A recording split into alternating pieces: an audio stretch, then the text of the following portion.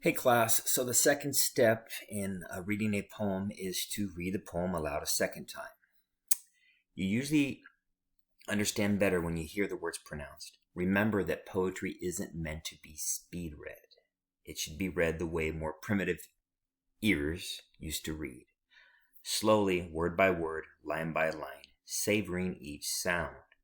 Reading aloud helps correct misplaced emphasis, helps prevent you from skipping over misunderstood phrases, and helps you recognize words you might not otherwise not register if read silently.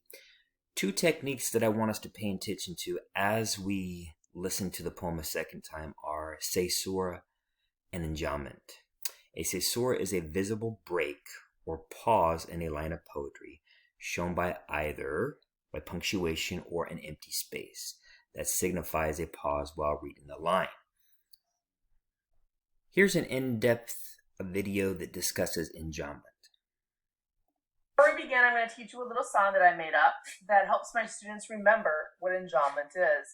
When we're finished, today we're going to start learning about a type of poetic form called enjambment. Before we begin, I'm going to teach you a little song that I made up that helps my students remember what enjambment is. When we're finished with the song, I will go through the definition and give you some examples. So the song is taken from the tune of a Bob Marley song, and it goes like this. Enjambment, flowing from one line to the next. Enjambment, without it, it don't make sense. Enjambment. So let's find out exactly what that song means. Enjambment is when a sentence in a line of poetry doesn't finish at the end of the line, but spills over into the next line. For example, I dropped into third and leant across to let him out and saw him in the mirror bouncing off the curb. If you notice in that first line, you need more information in order to continue with the poem. So why does a person use enjambment? It adds to the tone of the writing and sometimes adds suspense or other emotions. So let me clarify a little bit more by showing you what is not enjambment and giving you an example of exactly what is enjambment. This poem is not enjambment. If you notice at the end of each sentence, you have an end stop, a question mark at the end of the first, a period at the end of the second, and so on. Each of these sentences is a complete thought. It leaves the reader knowing exactly what's happening within that sentence. However, enjambment is when it's not a complete thought at the end of the sentence, when the line cannot stand alone and can't make sense without the following line. Drop down to where it says example. Excuse me. If you notice, the first line is not enjambment. Why? Notice that there's a period at the end of the line. A thing of beauty is a joy forever. I understand that line. I don't need to read anymore to understand what's happening in that sentence. However, please look at line number 2. Its loveliness increases. It will never what? I need to know more. I need to understand what's happening. What will never? So I need to continue to the next line. This is enjambment. There's not an end stop, and it makes me curious to read more. It will never pass into nothingness, but will still keep. Oh golly, I need to know more again. So this third line is also an example of enjambment. I need to know what will keep. A bower quiet for us and asleep, full of sweet dreams and health and quiet breathing. So if you look at this, you'll also again notice that lines 2, 3, and 4 are enjambment. Our fun fact of the day is that the word enjambment comes from a French word that means to put one's leg across or to step over. Just like in this poem, we need to step over from line 2 to 3 to understand what the poem is saying. We need to step over from the end of line 2, it will never, to line 3, pass into nothingness, to understand. Again, why do we use enjambment? Enjambment creates suspense. It causes the reader to want to know more. Okay, so now we'll take a look at an in-depth explanation and some examples of caesura. The last term is called caesura. Caesura is when punctuation is used to subdivide one line of metrical poetry. Another way to say that is you have one line and you break it into sections using punctuation. Exclamation points, commas, colons, whatever. You can do this by dividing it equally in half, calling it medial caesura. Think of medium right in the middle. That would be an example in this first line here. From the hag and hungry goblin, comma, that into rags would rend ye. So right in the middle there is divided, and it kind of, you can group information using this caesura. You can add a rhythm within the line itself, like in this next line. And the spirits that stand by the naked man in the book of moons defend ye. So there's its own rhythm that's created within that line using caesura. The next line is a famous quote, to err is human, comma, to forgive is divine. The caesura is used there to make you really consider that first part. Making mistakes is human, and then the caesura allows you to consider the next part equally as much. To forgive is divine. Again, you can use this to create rhythm, or to have your readers deeply consider the meanings of your sections. As a quick recap, we've got... So let's listen to the poem read again. And now I want you to pay attention to whether or not the lines are enjambed, or whether or not there's a caesura, and whether or not that caesura comes at the end, or whether or not it is a medial caesura. The Bells by Edgar Allan Poe. Hear the sledges with the bells, silver bells. What a world of merriment their melody foretells. How they tinkle, tinkle, tinkle in the icy air of night, while the stars that oversprinkle all the heavens seem to twinkle with a crystalline delight, keeping time, in a sort of runic rhyme, to the tintinnabulation that so musically wells from the bells, bells, bells, bells, bells, bells, bells, from the jingling and the tinkling of the bells. Hear the mellow wedding bells, golden bells. What a world of happiness their harmony foretells. Through the balmy air of night, how they ring out their delight. From the molten golden notes, all in tune, what a liquid ditty floats to the turtle dove that listens while she gloats on the moon.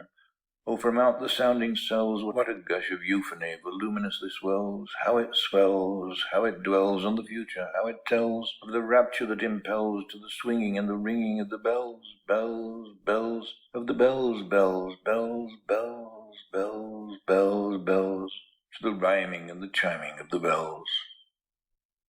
Hear the loud alarum bells, brazen bells. What a tale of terror now their turbulence it tells. In the startled ear of night, how they scream out their affright. Too much horrified to speak, they can only shriek, shriek out of tune, in the clamorous appealing to the mercy of the fire, in a mad expostulation with the deaf and frantic fire, leaping higher, higher, higher, with a desperate desire and a resolute endeavor, now to sit or never, by the side of the pale-faced moon. Oh, the bells, bells, bells, what a tale their terror tells of despair. How they clang and clash and roar, what a horror they outpour on the bosom of the palpitating air. Yet the ear it fully knows, by the twanging and the clanging, how the danger ebbs and flows. Yet the ear distinctly tells, in the jangling and the wrangling, how the danger sinks and swells. By the sinking or the swelling, in the anger of the bells, of the bells, of the bells, bells, bells, bells, bells, bells, bells, the clamour and the clangour of the bells. Hear the tolling of the bells, iron bells. What a world of solemn thought their monody compels. In the silence of the night, how we shiver with affright at the melancholy meaning of their tone.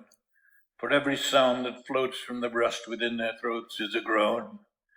And the people, the people, they that dwell up in the steeple all alone, and who, tolling, tolling, tolling, in that muffled monotone, feel a glory in so rolling on the human heart a stone.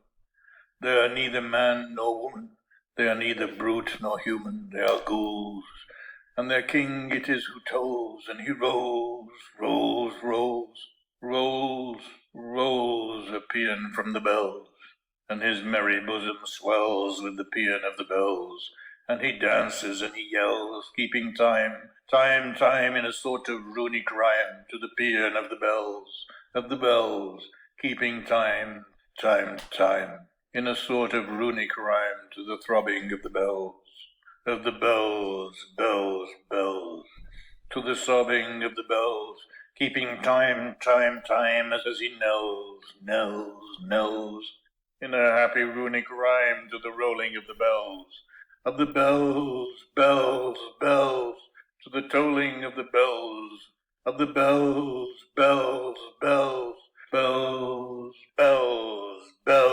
bells, to the moaning and the groaning of the bells. Okay, so let's take a look at this first stanza. You'll probably notice that most of the lines of the poem are caesura, right? They want us to stop. But why does he do that? I think once we listen to the poem being read, it's that the speaker of the poet wants us to really kind of think about what each bell sounds like. So, for example, hear the sledges with the bells, silver bells, right? So we had both terminal caesuras there, right? For the effect that Poe wants us to imagine these bells, right? So presumably these are sleigh bells. Let's take a look again. What a world of merriment their melody foretells. Again, right, there's that pause. So we, the reader, can kind of imagine, hear the sound of those bells. How they tinkle, tinkle, tinkle in the icy air of night. Okay, but you'll notice the next two lines are enjambed.